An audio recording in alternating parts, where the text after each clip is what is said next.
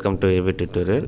ఇక మనకి ఈరోజు విజయనగరం డిస్ట్రిక్ట్కి సంబంధించి government medical college and government general హాస్పిటల్కి సంబంధించి నోటిఫికేషన్ అయితే రిలీజ్ అవ్వడం జరిగింది. సో ఇవి వచ్చేటికి పూర్తిగా కాంట్రాక్ట్ అవుట్సోర్సింగ్ బేసిస్ మీద అయితే ఫిల్ చేయడం జరుగుతుంది. రీసెంట్గా మనకి మచిలీపట్నం సంబంధించి నోటిఫికేషన్ అయితే రిలీజ్ అవ్వడం జరిగింది. సో ఇప్పుడు ఇంకో డిస్ట్రిక్ట్ విజయనగరం సంబంధించి రిలీజ్ అవ్వడం జరిగిందనమాట.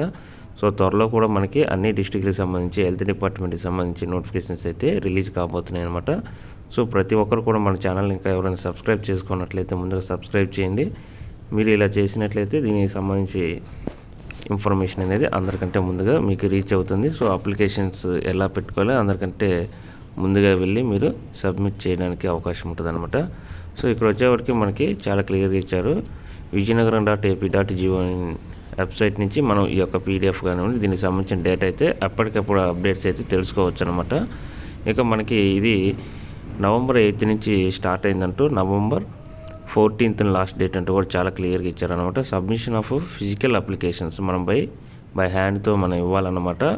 5 గంటల లోపు 14వ తేదీ లాస్ట్ అనమాట నవంబరు. సో మనకి ప్రిన్సిపల్ ఇక్కడ అయితే మెడికల్ కాలేజ్ విజయనగరం ఇక్కడికి వెళ్ళి మనం ఇవ్వాలన్నమాట. దీనికి సంబంధించి అయితే పూర్తిగా మెరిట్ ప్రాసెస్న దీన్ని ఫిల్ చేయడం జరుగుతుందంటూ కూడా చాలా క్లియర్గా ఇవ్వడం జరిగింది. సో మనం పోస్టులు చూసినట్లయితే ఇక్కడ 1 by 1 అయితే చూద్దాం. ఇక్కడ speech therapist, lab technician, plumber, lab attendant, emergency medical technician, OT technician, electrician grade 3 అనమాట. ఇది biomedical technician, store attender, office subordinate, ఇది 10th క్లాస్ మీద అనమాట. ఆఫీస్ సబార్డినేటు, స్టోర్ అటెండరు, అదేవిధంగా జనరల్ డ్యూటీ అటెండరు, ఇవన్నీ కూడా అనమాట. సో ఎక్కువ బల్క్ నెంబర్ ఆఫ్ పోస్టులు అయితే ఇవి ఉన్నాయన్నమాట. 10th మీద మనకి బాగా ఉన్నాయి. సో ప్రతి ఒక్కరు కూడా ఎవరైతే 10thలో మంచి మార్క్స్ సాధించి ఉంటారో వాళ్ళు ప్రతి ఒక్కరు కూడా అప్లై చేయండి అనమాట. అదేవిధంగా మనకి టోటల్ వేకెన్సీస్ 51 అనమాట. ఏదైతే వెబ్సైట్ ఇవ్వడం జరిగిందో మనకి ఇంపార్టెంట్ డేట్స్ కూడా ఇవ్వడం జరిగింది అనమాట. ఇక పూర్తిగా మెరిట్ ప్రాసెస్ అని కూడా చెప్పడం జరిగింది. రిజర్వేషన్స్ అనేవి అప్లికేబుల్ అయితే అనమాట. మనకి క్వాలిఫికేషన్స్ ఇవ్వండి 1 by 1 అయితే ఇవ్వడం జరిగింది. ఇక మనకి ప్లంబర్ అయితే ఐటీఐ చేసి ఉండాలన్నమాట ఖచ్చితంగా. ఏజ్ లిమిట్ వచ్చేటికి 42 years అయితే ఇవ్వడం జరిగింది. అదేవిధంగా SC ST BC ఈడబ్ల్యూఎస్ వరకు 5 years వరకు ఏజ్ రిలాక్సేషన్స్ ఉంటుందన్నమాట. ఇక ఓసీ క్యాండిడేట్స్కి మాత్రం 250 రూపీస్ ఉంది. ఇక ఎవరికి మిగతా క్యాండిడేట్స్ ఎవరైతే ఉంటారో SC ST BC ఫిజికల్కి ఛాలెంజ్డ్ పర్సన్స్ వీళ్ళందరూ కూడా ఎటువంటి ఎగ్జామ్ ఫీజు లేదు. సెలక్షన్ ప్రాసెస్ 12 మార్క్స్ అనమాట. 75 మార్క్స్ అనేవి మనకు వచ్చిన స్కోర్ని బేస్ చేసుకొని, అదేవిధంగా పాసింగ్ ఇయర్ కానించి ఇయర్కి 1 మార్క్ లెక్క 10 మార్క్స్ మ్యాక్సిమం. అదేవిధంగా COVID-19 కానీ అవుట్సోర్సింగ్ కాంట్రాక్ట్ బేసిస్ని ఎవరైతే వర్క్ చేస్తున్న హెల్త్ డిపార్ట్మెంట్కి సంబంధించి వాళ్ళకి వెయిటేజ్ అయితే ఇవ్వడం జరిగింది. మ్యాక్సిమం 15 మార్క్స్ వరకు అయితే వీటిని యాడ్ చేయడం జరుగుతుందంటూ కూడా చాలా క్లియర్గా ఇవ్వడం జరిగిందనమాట.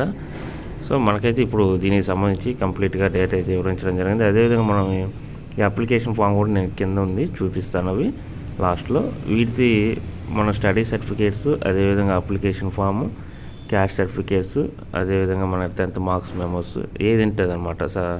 మన యొక్క పెట్టే పోస్ట్ అప్లికేషన్ ఏదైతే ఉంటుందో ఆ యొక్క క్వాలిఫికేషన్ సంబంధించిన అన్ని సర్టిఫికేట్స్ కూడా అటాచ్ చేసి జిరాక్స్ అనమాట మనం వాళ్ళకైతే ఫిజికల్గా వెళ్ళి ఇవ్వాలన్నమాట. ఇచ్చిన తర్వాత మనకి అక్నాలజ్మెంట్ షీట్ అయితే ఇవ్వడం జరుగుతుంది. అది తీసుకొని మనం వచ్చేసేయాలి. ఇదిగోండి అప్లికేషన్ ఫామ్ అయితే ఇది విధంగా ఉంటుంది అనమాట. ఇది డౌన్లోడ్ చేసుకోవాలి. డౌన్లోడ్ చేసుకొని మనం ఈ డేటా అంతా 1 by 1 అయితే ఫిల్ చేసేయాలన్నమాట. మన అడ్రస్ కానివ్వండి, క్వాలిఫికేషన్స్, మ్యాక్సిమం మార్క్స్, ఎవరైతే కాంట్రాక్ట్ అవుట్సోర్సింగ్ పనిచేస్తున్నారో వాళ్ళకి సంబంధించి కోవిడ్ టైం పీరియడ్ కానివ్వండి. ఈ స్టడీ సర్టిఫికేట్స్ కంపల్సరీగా ఉండాలండి. ఎందుకంటే లోకల్ నాన్ లోకల్కి మనకి ఈ స్టడీ సర్టిఫికేట్స్ మీదే బేస్ అయ్యి ఉంటుంది అనమాట. డిక్లరేషన్ ఫామ్ చేసేసి సైన్ చేసేసేయాలి. ఇక అదేవిధంగా అక్నాలజ్మెంట్ షీట్ అనమాట. ఇది వాళ్ళు ఇస్తారు, ఖచ్చితంగా మనం తీసుకోవాలన్నమాట. ఇది తీసుకుంటేనే మనకి రేపు మన పేరు రాకపోతే గట్టిగా క్వశ్చన్ చేయడానికి అయితే మనకి అవకాశం ఉంటుంది అనమాట. సో ప్రతి ఒక్కరు కూడా ఎలిజిబుల్ క్యాండిడేట్స్ ఎవరైతే ఉంటారో వాళ్ళు అందరూ కూడా అప్లై చేయండి అనమాట. సో చాలా మంచి పోస్టులు అనమాట. Thank you.